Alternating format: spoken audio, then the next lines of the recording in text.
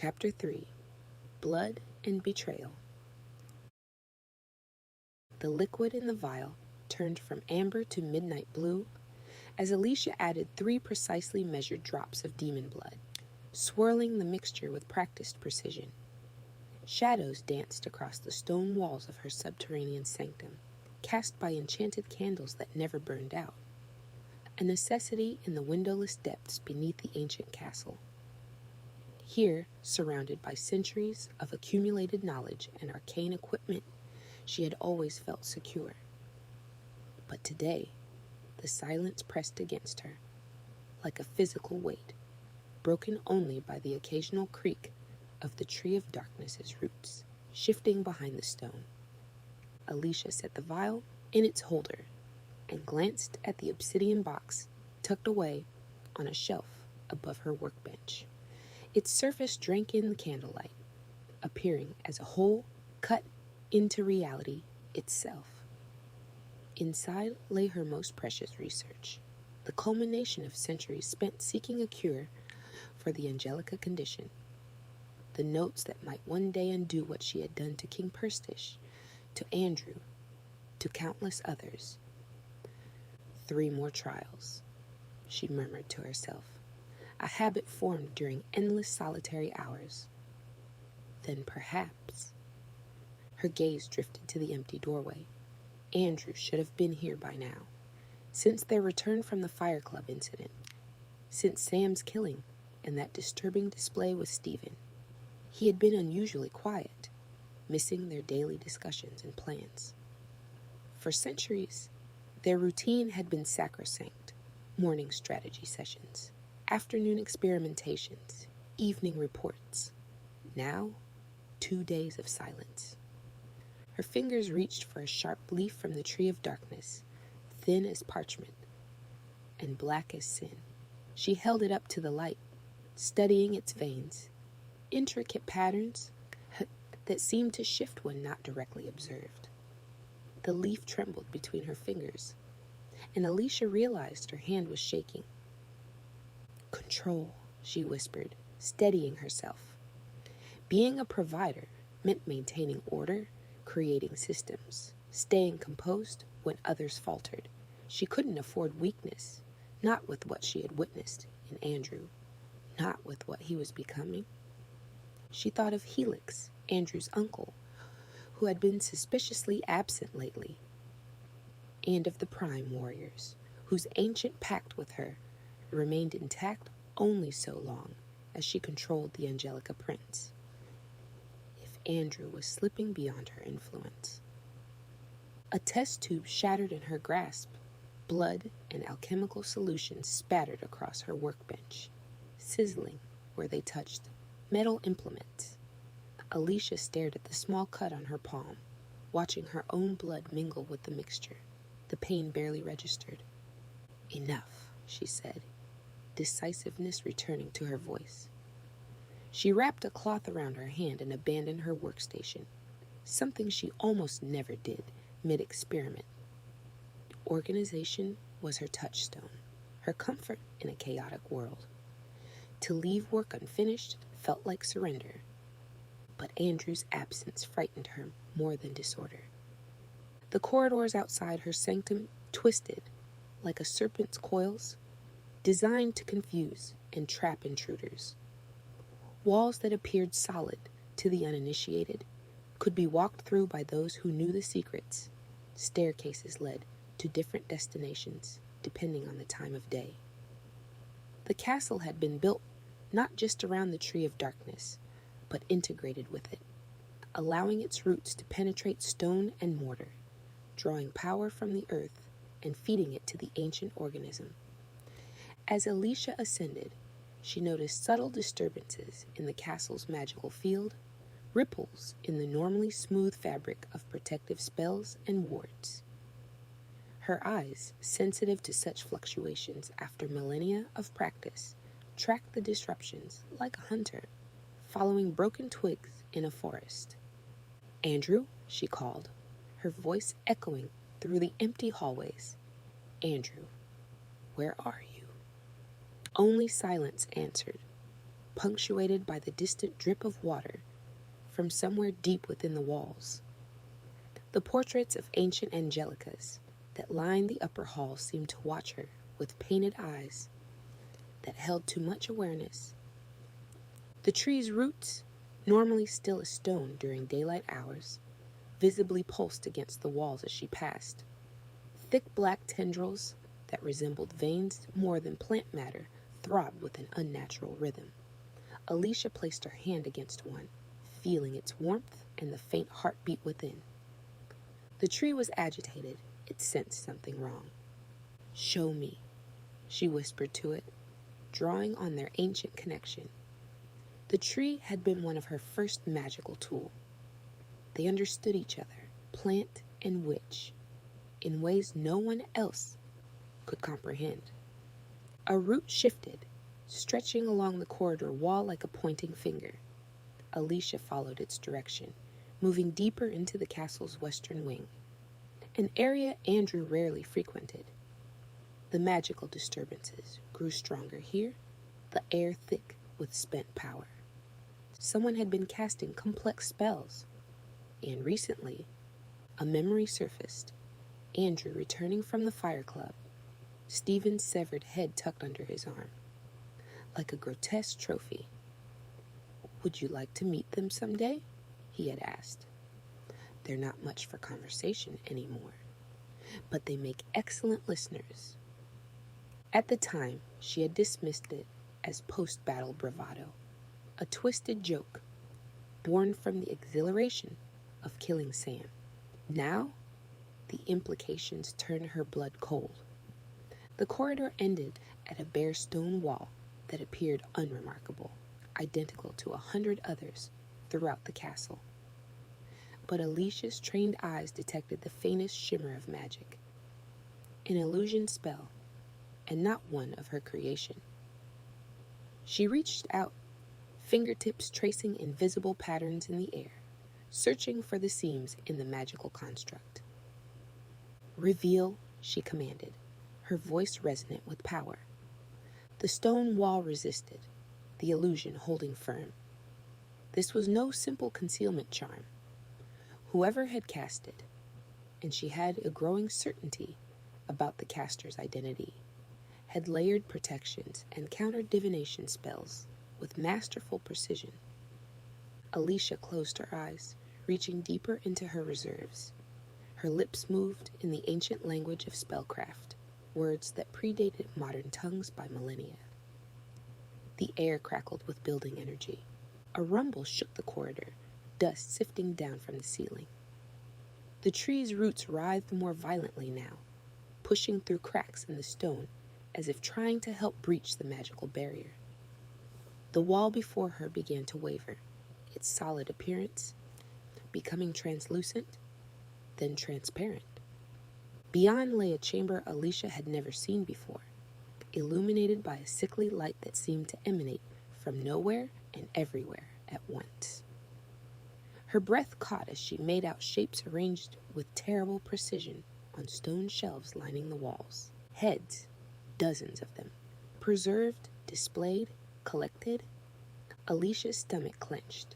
The tree's roots curled around her ankles, either in warning or restraint. She couldn't tell, but she had to see, had to know. With the final whispered incantation, she dispelled the illusion completely and stepped through into Andrew's secret trophy room. The stench hit Alicia first, not of decay, but something worse. The cloying sweetness of advanced preservation magic, mingled with the metallic tang of blood that never fully dried. Her eyes adjusted to the sickly light as she took 3 hesitant steps into the chamber. Shelves carved from obsidian lined the walls from floor to ceiling, each bearing its own grotesque trophy. Heads, human, supernatural, Angelica, stared out with vacant eyes or no eyes at all, their expressions frozen in their final moments of terror or confusion. Some mouths gaped in eternal screams, others were sewn shut with thread that glimmered with containment spells. Alicia's hand flew to her mouth, stifling a gasp that might have become a scream. Her normally ordered mind rebelled against cataloging what she was seeing, but centuries of discipline forced her to observe, to understand. The heads were arranged chronologically, she realized, with dates and locations meticulously etched into the stone beneath each specimen. She recognized some faces from Andrew's past missions: a vampire lord from the 15th century Romania, a prime warrior captain from the Napoleonic era, a witch who had challenged Andrew's territory in the 1920s. Each one preserved with terrible precision, their skin waxy and pale, but unmarred by time. Moving deeper into the room felt like wading through invisible mud, every instinct screaming at her to flee. Yet she forced herself forward, drawn by horrified fascination, toward the center of the chamber where a single pedestal stood apart from the shelves. Upon it, illuminated by a beam of concentrated light from above, rested Sam's head. Unlike the others, Sam's eyes remained intact, those deep, warm eyes that had once looked at Andrew with love. They stared upward now, their warm brown irises rimmed with a fading angelic light that still pulsed weakly, suggesting that not all of his divine essence had been extracted. His silver-red hair retained its lustrous sheen, carefully arranged as if for a portrait. His mouth was slightly open, revealing the edge of perfect teeth, as though interrupted mid-sentence. "Beautiful, isn't he?" The voice behind her sent ice through Alicia's veins. She turned slowly, forcing her face to remain composed despite the hammering of her heart. Andrew stood in the doorway, his posture relaxed, as if they were meeting for afternoon tea rather than in this chamber of horrors. "I spent extra time on Sam," Andrew continued, moving past her to stroke Sam's cheek with disturbing tenderness. "The preservation of angelic tissue requires special techniques. Their divine essence fights the spells, you see. But I've perfected the method. Around each head, preservation spells glowed with a faint luminescence, green for humans, blue for supernaturals, and a pulsing amber for angelicas. The spell work was masterful," Alicia noted, with professional detachment that barely masked her horror. Some of the techniques she recognized from her own teachings, but others were innovations she'd never encountered. "The eyes are the most difficult," Andrew explained, gesturing to a nearby shelf, where several heads had been fitted with glass replacements, perfect replicas that captured the original color, but gleamed with an unnatural stillness. The soul lingers there longest.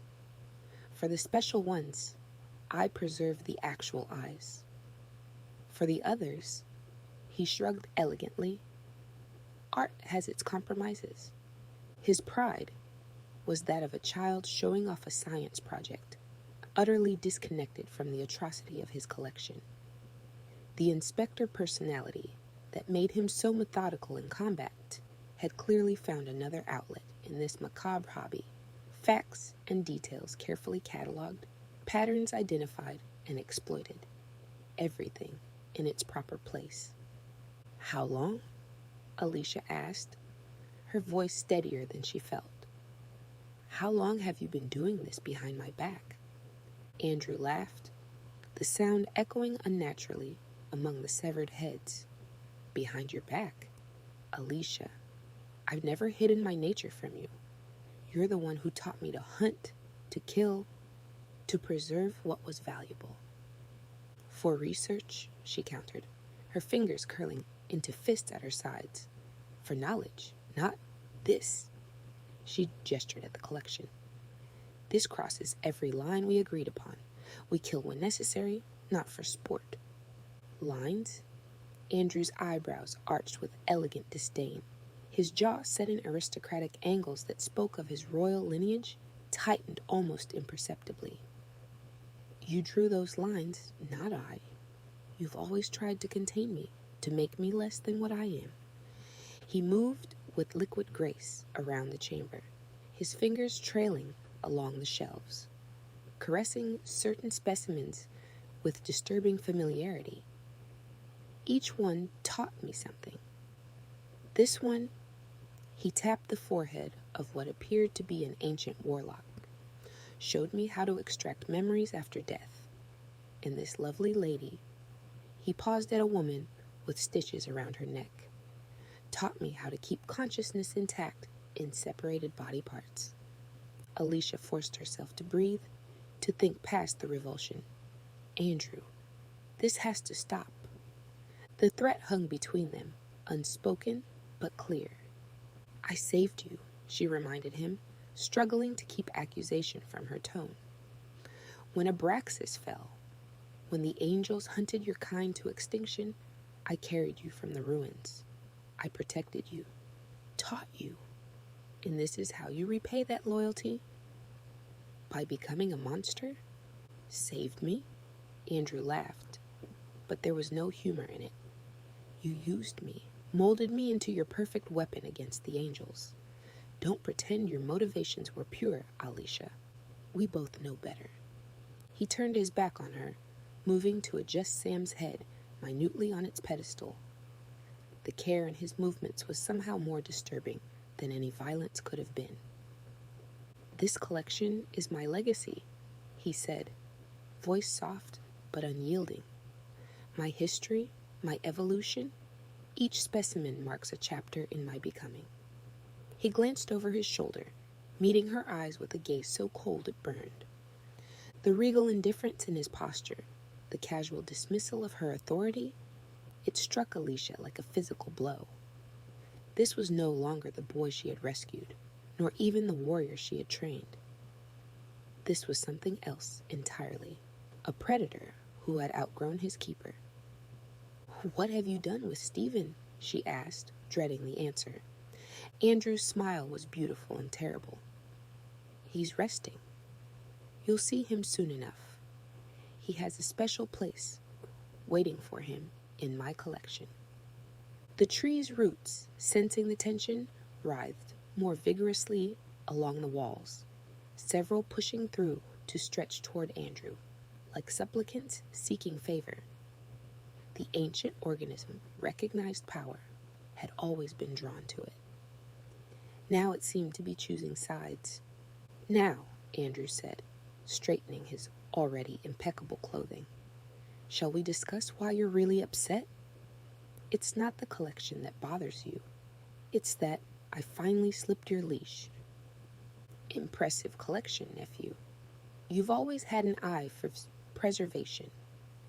The voice slithered into the room before its owner appeared, shadows in the corner thickening and twisting until they coalesced into Helix's tall form.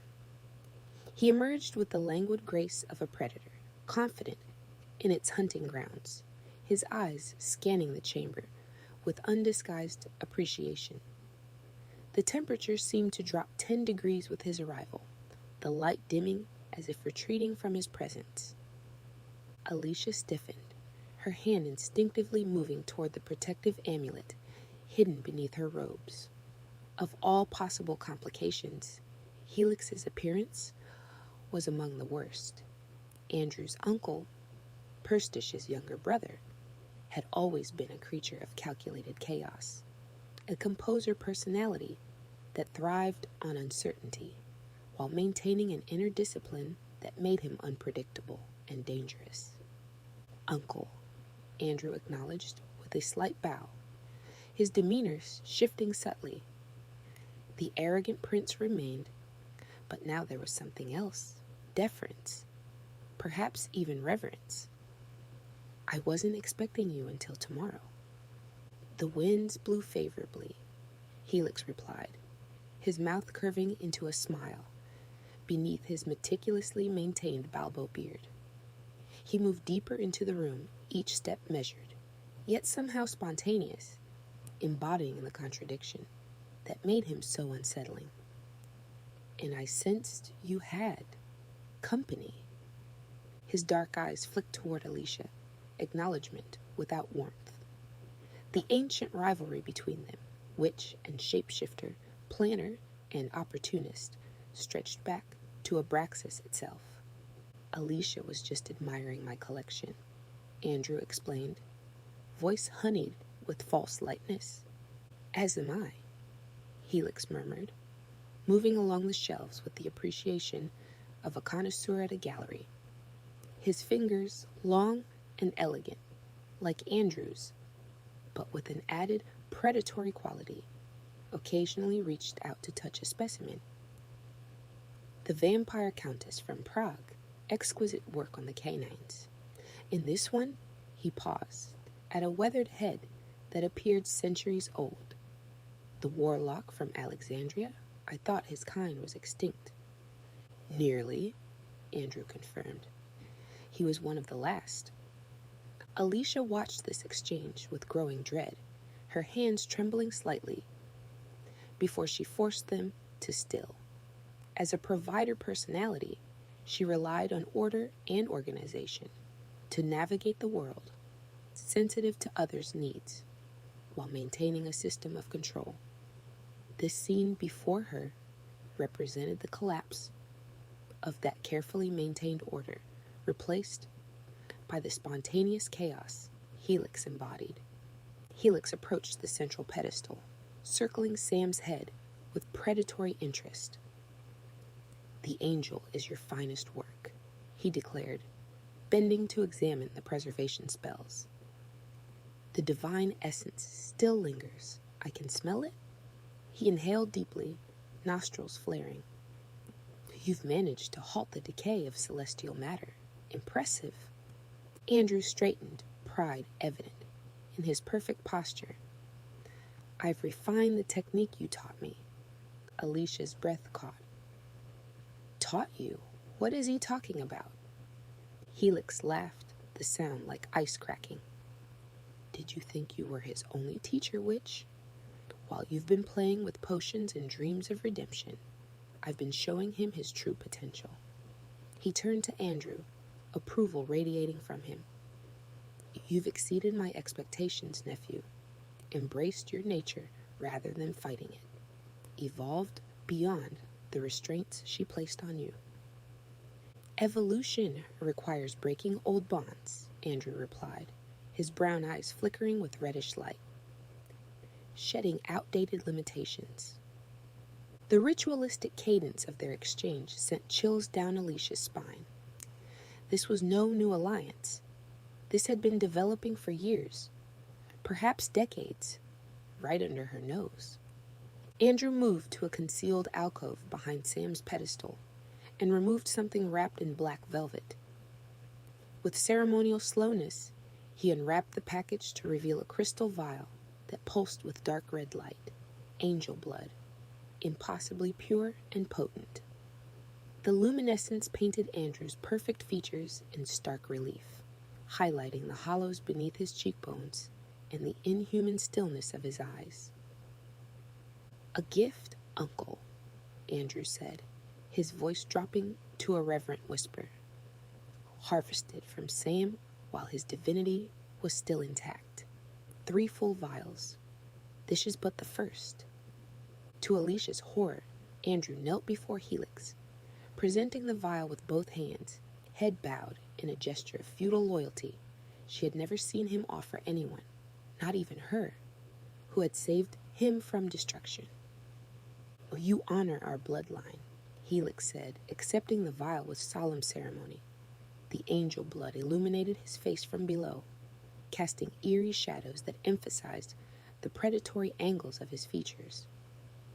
His eyes reflected the light as something closer to the color of power, an electric cobalt that seemed to pierce through reality itself. As this exchange took place, the tree's roots, already visible along the walls, began to thicken noticeably. Black tendrils as thick as Alicia's wrist pushed through stone and mortar, reaching toward the vial of angel blood like hungry serpents. The tree of darkness recognized the divine essence as both threat and sustenance. "You see now, don't you, Alicia?" Helix turned to her, the vial clutched possessively in his hand. You've lost him. Your creation has found a better path than your endless attempts to undo what was done. Alicia took an involuntary step backward, her normally confident demeanor cracking under the weight of this betrayal. What have you done to him? Done? Helix laughed. I've merely shown him the truth you tried to hide, that the Angelica condition isn't a curse to be cured. It's power to be embraced. He tilted his head, brown wings shifting slightly behind him. Did you think I didn't know about your little experiments? Your pathetic search for a cure? Helix's eyes gleamed with triumph as he placed a hand on Andrew's shoulder. The tree's roots writhed more violently now, cracking the stone floor between Alicia and the two Angelicas, a physical manifestation of the divide that had opened. The ancient plant, sentinel of dark magic and witness to centuries of plots, seemed to be declaring its allegiance. And it wasn't choosing her. Back at her laboratory, Alicia sealed the door with 3 layers of protective wards, her fingers tracing sigils that glowed briefly before sinking into the ancient wood. Not that they would hold Andrew for long if he chose to pursue her, but they might buy precious minutes. The sanctum around her, once a haven of order and purpose, now felt like a prison of her own making. Centuries of secrets were catching up to her at last, collapsing around her.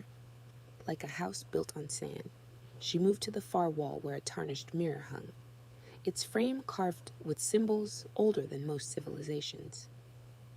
The mirror had been dormant for nearly 300 years, since the last time she'd broken the ancient pact.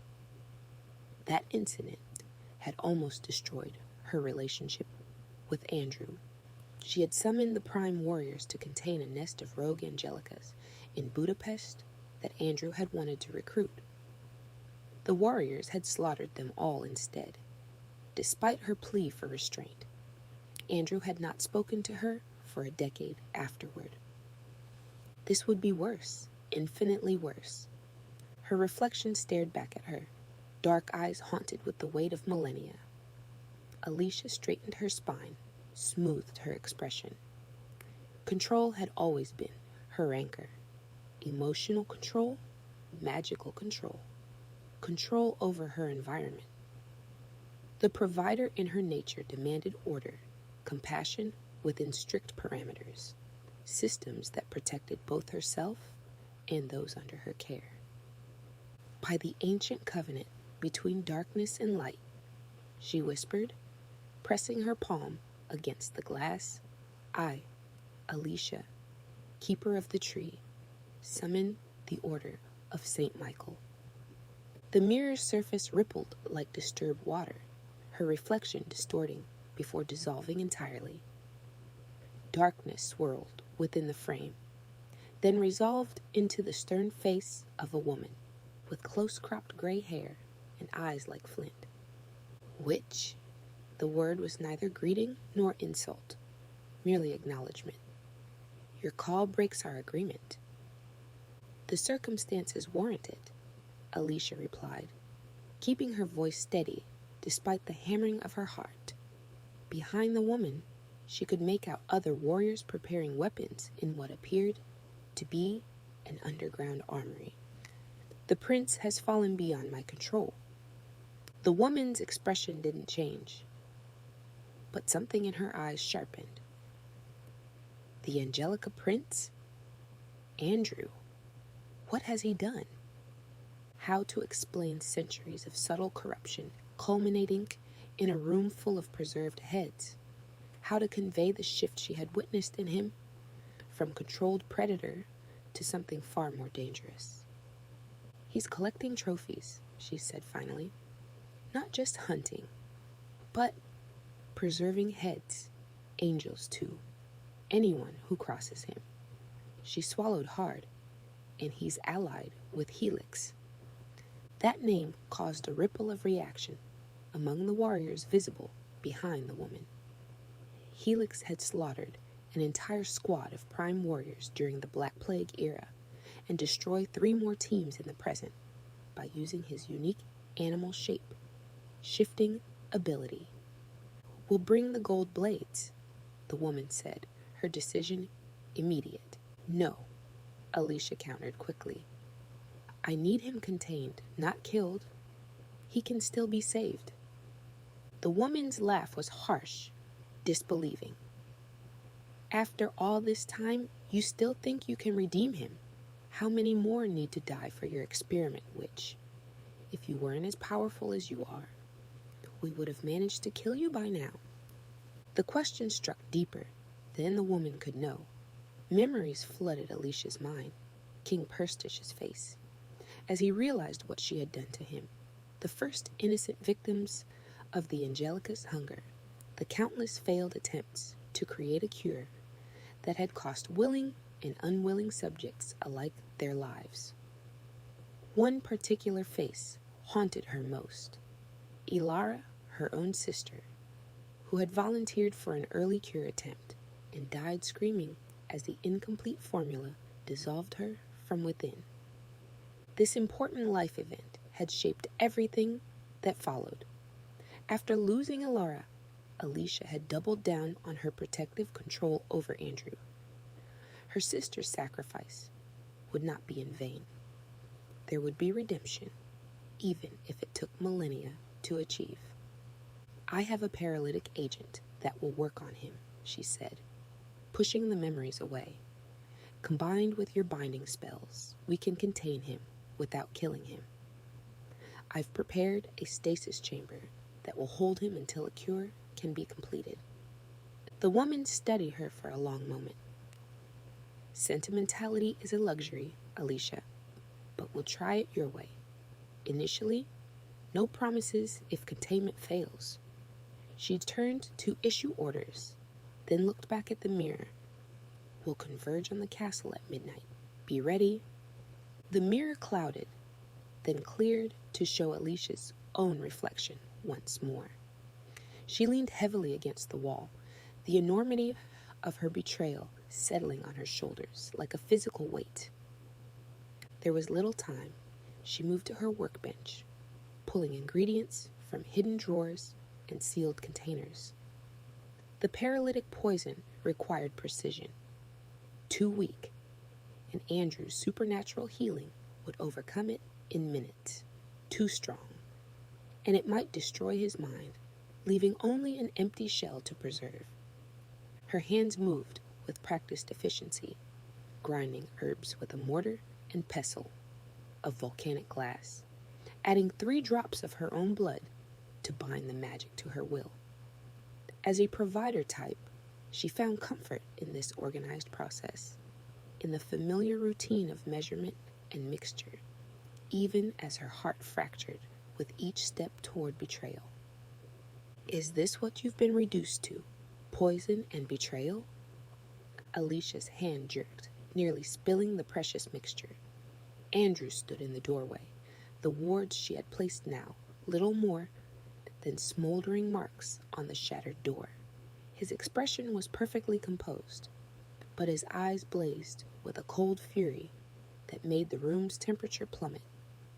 "How long have you been standing there?" she asked, carefully setting down the mixture, calculating whether she could reach the dart gun concealed beneath the workbench. "Long enough." He stepped into the sanctum, his wings unfurling slightly in the confined space. "The Prime Warriors? After everything they've done to our kind?" "Andrew, please," she began, her voice taking on the warm, empathetic tone that had soothed him through nightmares after the fall of Abraxas. "What I saw in that room, what you've become, this isn't you. It's Helix's influence. Stop." The word cut like a blade. "Stop pretending this is about protecting me. It's about controlling me. It always has been." He moved closer, each step deliberate. Around them, magical artifacts began to activate in response to their emotional energy. Glass vials trembled on shelves, their contents glowing and shifting colors. A preserved bat's wing, in a display case, began to flap frantically against the glass. The ancient grimoire on Alicia's reading stand flipped pages on its own, faster and faster, as if searching for a spell to diffuse the tension. "That's not true," she insisted, even as doubt crept along the edges of her certainty. Had she been fooling herself all these centuries? Was her desire to cure Andrew truly altruistic, or just another form of control? "Isn't it?" His voice softened dangerously. "Tell me, when did you decide I needed to be cured? When I started making my own decisions? When I began questioning your authority?" Thick black sap began seeping through cracks in the walls, the tree responding to Andrew's anger, feeding on it, amplifying it. The droplets moved with unnatural purpose, flowing together into rivulets that traced arcane patterns across the stone floor. "When you started enjoying the kill," Alicia answered honestly, her social skills as a provider pushing her toward empathy even in this confrontation. "When hunting became more than necessity." Something flickered across Andrew's face. Pain, perhaps, or a flash of recognition. But it vanished as quickly as it had appeared, replaced by cold resolve. "You've made your choice," he said quietly, as he turned and began to leave, "and I've made mine." The tree's sap surged, covering the floor between them in a barrier of writhing darkness, effectively cutting off Alicia from her weapons and the paralytic poison. Before Andrew could escape, the prime warriors arrived with the precision of a well-oiled machine surrounding the ancient castle in a formation that glowed with golden sigils visible only to supernatural eyes.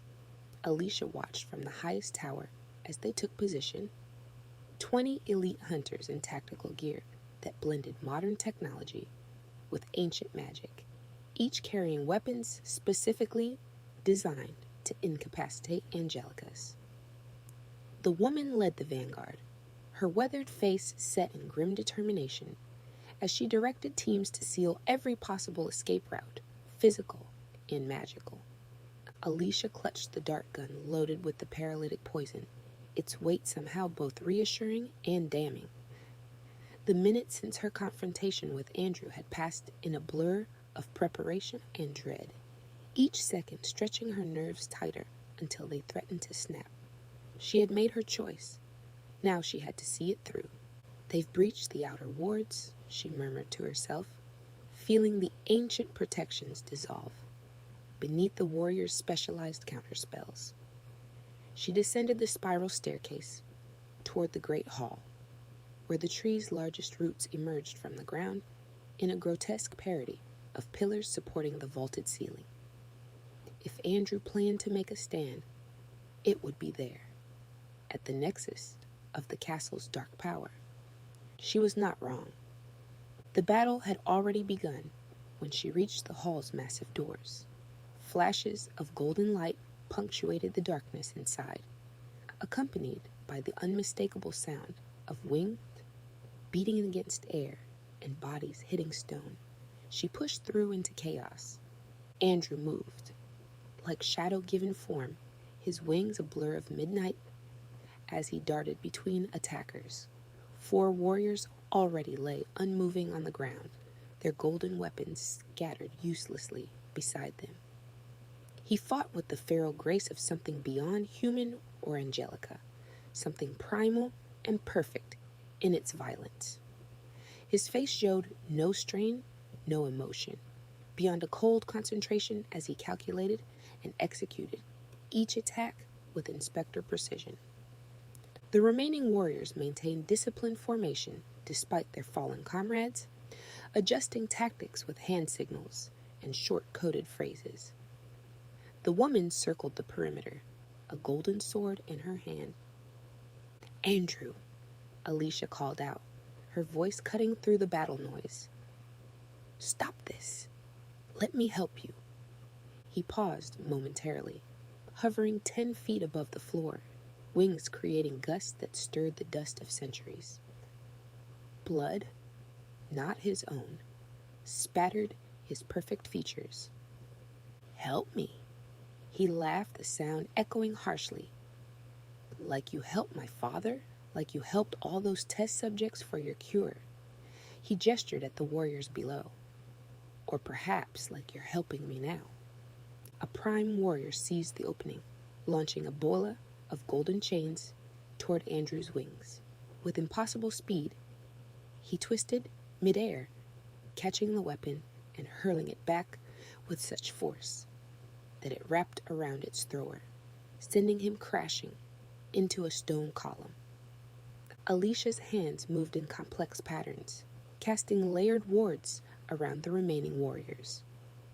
As a provider personality, her first instinct was always protection, even now, with everything collapsing around her. Her fingers traced sigils that glowed briefly before settling into invisible shields. "I can contain this," she called to the woman. "Fall back and let me." Her words died as Andrew dove toward her, his expression twisted with rage. "Traitor," he snarled, hands extended like claws. Alicia's response was instinctive, a burst of purgative flame that erupted from her palms, not aimed to destroy, but to force him back. The fire burned with unnatural blue intensity, fueled by centuries of magical study. Andrew banked sharply to avoid the flames, but they singed the edge of his right wing, sending him into a momentary spiral. 3 warriors seized the advantage, launching simultaneous attacks. Andrew recovered with frightening quickness, dispatching 2 with brutal efficiency. A wing slash that opened a throat, a kick that shattered a rib cage. The 3rd managed to graze him with a golden blade, drawing first blood across his cheek.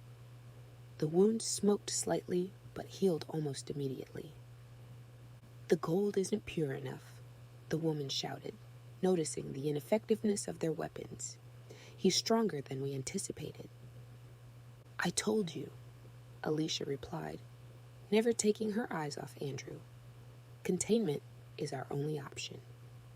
The battle continued with increasing intensity, the great hall transforming it into a maelstrom of magic and violence. The tree's roots responded to the conflict, writhing along the walls and floor, occasionally striking out at prime warriors who ventured too close. 3 more warriors fell to Andrew's relentless attacks, their bodies crumpling with the finality of puppets with cut strings. Alicia circled the perimeter, waiting for her moment. The dart gun felt heavier with each passing second, its single shot representing her final betrayal of the being she had protected for millennia. Her hands, usually steady in crisis, trembled slightly as she tracked Andrew's movements through the chaos. "Where is he?" she called to the woman as Andrew suddenly vanished from view. "Above you." Alicia looked up just as Andrew dropped from the shadows of the vaulted ceiling, his wings folded tight against his back for maximum speed.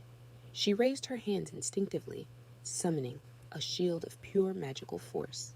He hit it like a meteor, the impact sending her skidding backward across the stone floor even as the shield held. "I saved you," she gasped, maintaining the shield as he hammered against it, with inhuman strength. "Everything I've done was to protect you." "You created me to be a weapon," he snarled, each word punctuated by another strike against her weakening shield. "And now you can't handle what you made." The truth in his accusation cut deeper than any blade. Had she really protected him all these centuries, or merely contained him, preserving her greatest creation like another specimen in a jar? The struggle against him, against what he represented, made Alicia's chest constrict with a pain that was almost physical. She had loved him in her way, the provider in her nature, compelling her to nurture, even as she controlled.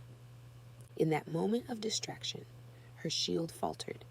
Andrew's hand shot through, grabbing her throat with crushing force. Her vision blurred at the edges as he lifted her off her feet, his face inches from hers. His expression a terrible mixture of triumph and betrayal. "I should have listened to Helix from the beginning," he hissed. "He told me you would turn on me eventually, that your guilt would overwhelm your ambition." With her remaining strength, Alicia raised the dart gun and fired. The poisoned dart struck Andrew's neck with a soft thunk. His eyes widened in shock, then narrowed in fury as he tightened his grip on her throat. For one terrible moment, Alicia thought he would crush her windpipe before the paralytic took effect.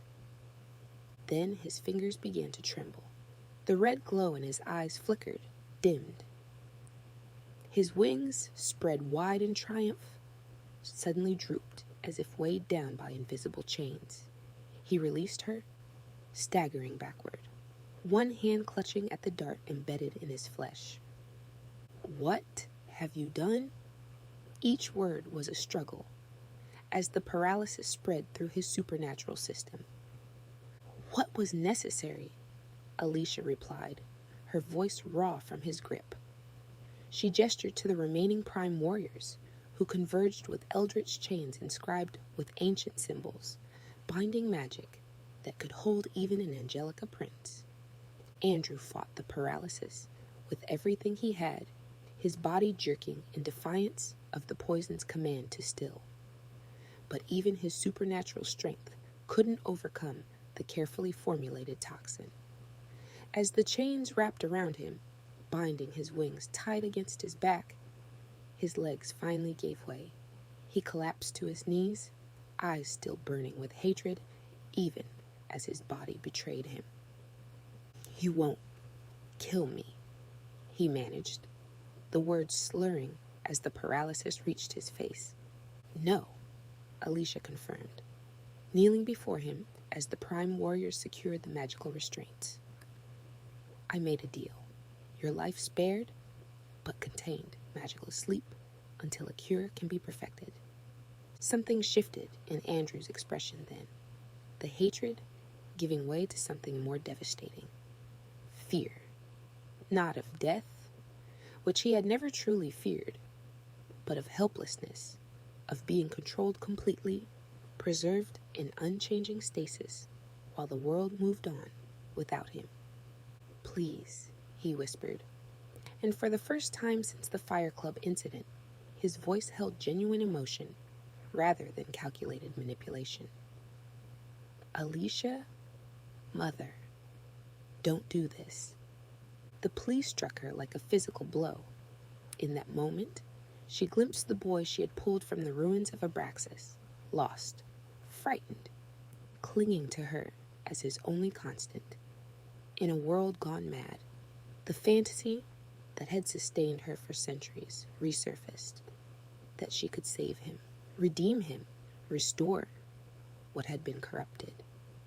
The woman placed a hand on Alicia's shoulder. "It's time. The containment spell won't hold if the paralysis wears off first." Alicia nodded, rising to her feet. She had come too far to falter now, regardless of the cost to her soul.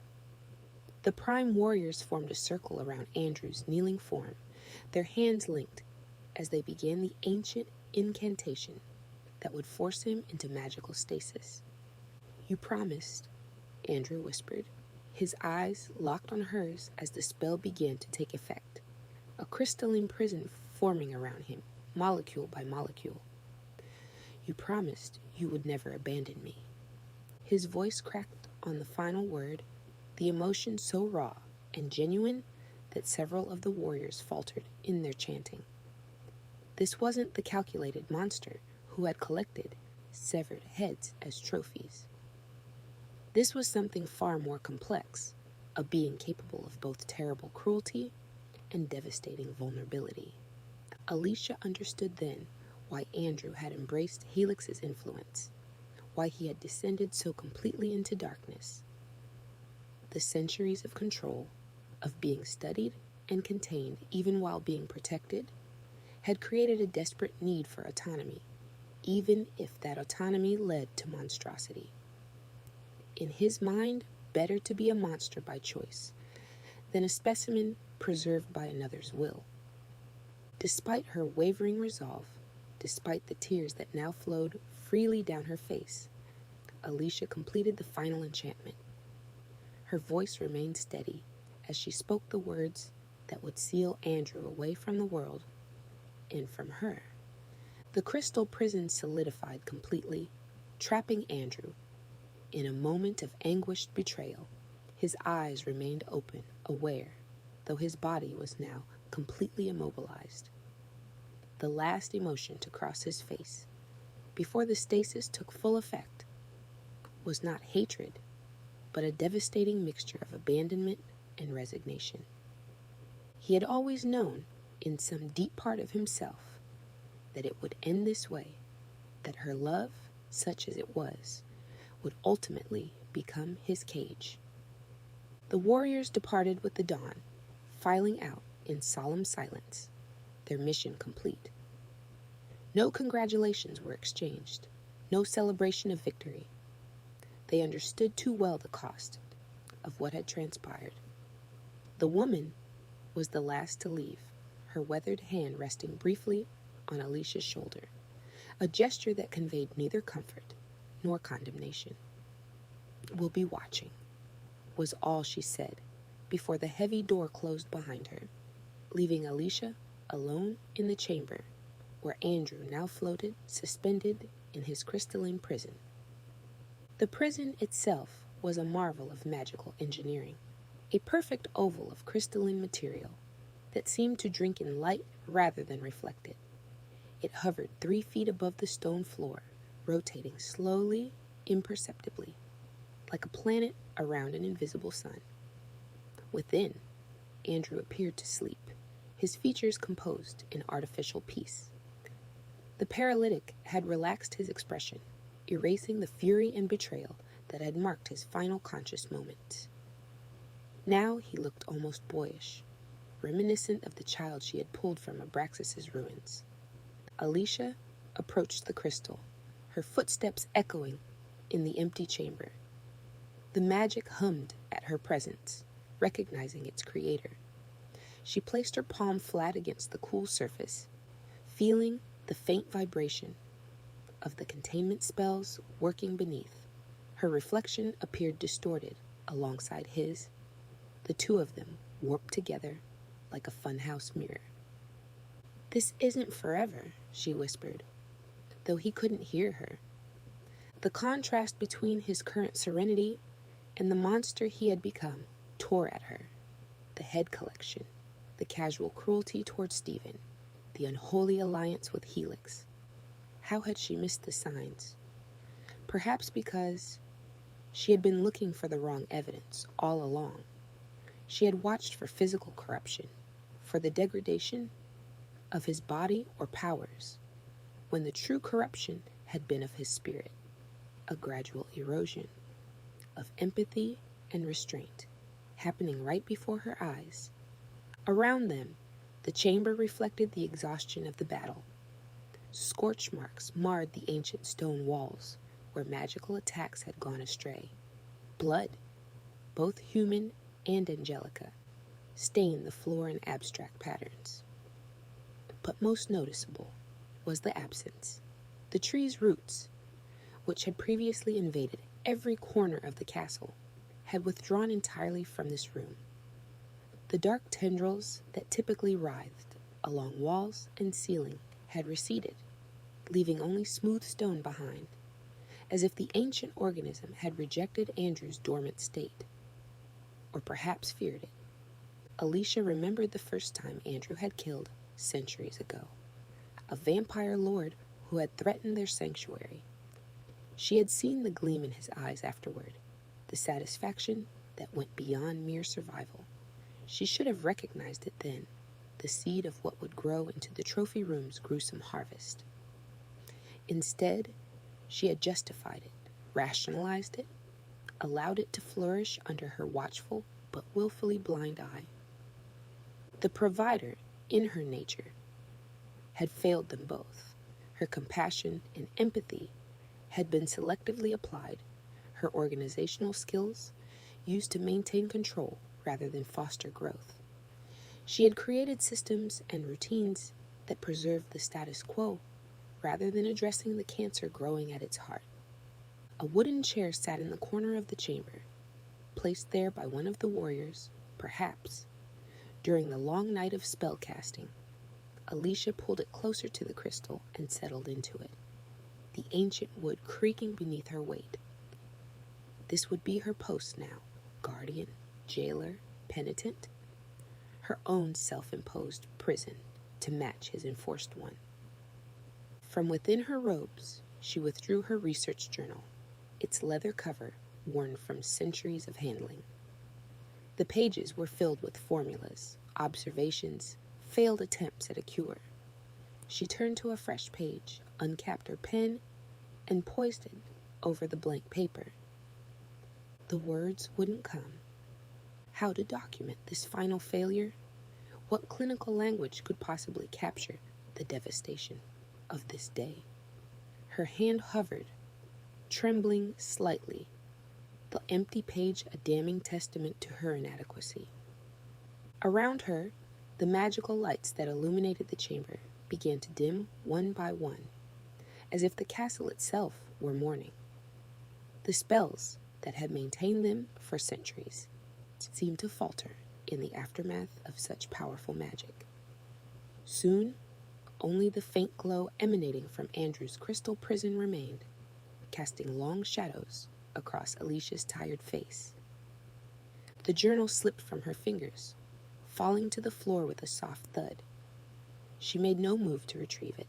Her normally perfect posture gave way to exhaustion, shoulders slumping as she leaned forward in the chair, elbows on knees, head bowed.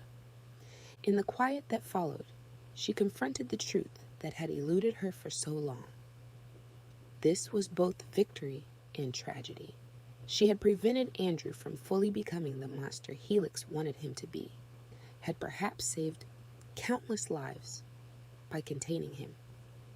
Yet she had also betrayed the one being she had sworn to protect, had failed him in her most fundamental purpose, as his guardian and guide.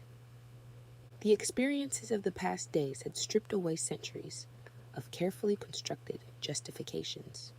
Alicia, the provider, the organizer, the compassionate guide, had been revealed as something far more complicated, a creator who feared her creation, a protector who imprisoned what she claimed to love, a healer who caused wounds too deep to name. I'll find a way, she promised the silent floating form. However long it takes, I'll find a way back to you. But the words rang hollow in the empty chamber, and Andrew's peaceful face gave no sign that any part of him remained to hear. The crystal turned, catching the last of the light, reflecting it in fractured beams across the floor. In that eerie illumination, Alicia's face showed every day of her ancient existence. The weight of millennia pressed into the lines around her eyes, the set of her mouth, the tension in her jaw. She would wait. She would work. She would atone. And perhaps someday she would understand what Andrew had become. Not just a monster of her making, but a being who had transcended her design, for better or worse. Perhaps there was wisdom in that transformation, hidden beneath the horror. Perhaps, in his own twisted way, he had found a truth that had eluded her. The final magical light flickered and died, leaving us only the crystal's glow, illuminating her tired face. In that dim radiance, Alicia settled into her vigil, the first of countless nights to come, alone with her creation and her conscience, twin burdens she would carry into an uncertain future. Outside the chamber, throughout the rest of the castle, the tree's roots began to stir once more, reaching tentatively toward new sources of power. Life continued its relentless cycle, adapting, evolving, finding new paths forward. Inside, time stood still, captured like an insect in amber. Andrew in his crystal, Alicia in her chair, both prisoners of choices made and unmade across the vast expanse of their shared history.